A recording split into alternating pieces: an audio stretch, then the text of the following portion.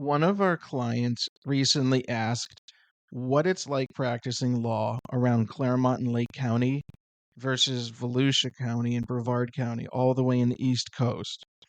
There are differences in practicing law for every single county, and those differences are very much pronounced here in Lake. One of the reasons why it's very much pronounced here in Lake is because we have the situation where a vast majority of the cases encountered in Lake County family law involve minor children.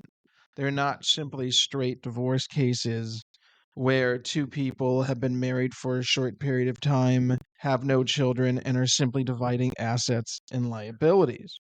Rather, in Lake County, because this is traditionally known as a place where people raise families and sometimes very large families, Lake County and Clermont are known as family towns with a ton of schools, from charter schools to new public schools to the burgeoning private school industry.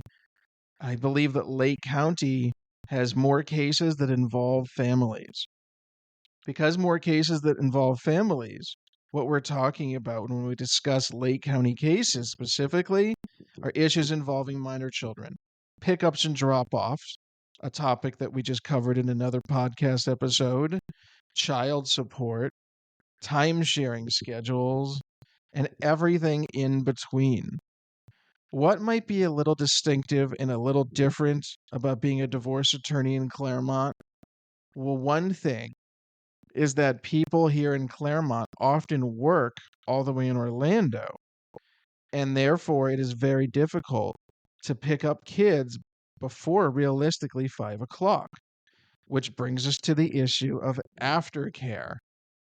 In many relationships, one of the parents has a flexible work schedule or is working part time and has the ability to pick up those minor children or their kid, however many you have, earlier than the other parent. And sometimes this leads to a little bitterness. Well, I'm available. I can take care of our child. I can pick them up from school or daycare. I can supervise them while the other parent is working a 9 to 5 or an 8 to 4, or perhaps even longer, and in some cases, what we call the graveyard shift in nursing and in healthcare. This leads to another co parenting issue, of course, and creates some tension and hostility amongst the parents. I could tell you until we are all blue in the face that the goal is not to fight with each other, but to look after the best interest of your child. But if you have severe grievances with the other party based upon your history and your relationship, then you very likely do not believe that the other person picking your kid up early is in fact in your child's best interest. Claremont also has many charter schools, as does Mineola and the surrounding towns. And sending kids to school involves something that we call in family law school designation and enrollment authority, another issue involving minor children. Which parent decides where the child goes to school? If we're talking about public school and perhaps charter schools, then we go based upon the address of the parent who is designated, or perhaps both parents mutually decide, which is very rare, though certainly encouraged. If the kids are going to private school, then that issue becomes one more so of who's paying the tuition, which leads to another issue. Family law is issue upon issue. There is just a massive entanglement of webs. It's labyrinthine, and there are so many answers to answers, and then questions based upon those answers that lead to more questions that lead to more potential answers.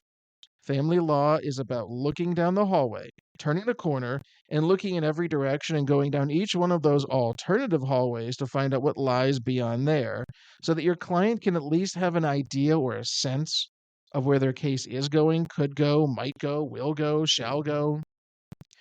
But back to this issue. If somebody's paying private school tuition, they very likely believe they should receive credit for it in child support. But that is unlikely unless both parties agree and you are very creative in your numbers. And then will the court even accept it? In family law, you might not believe this, you probably did not know it.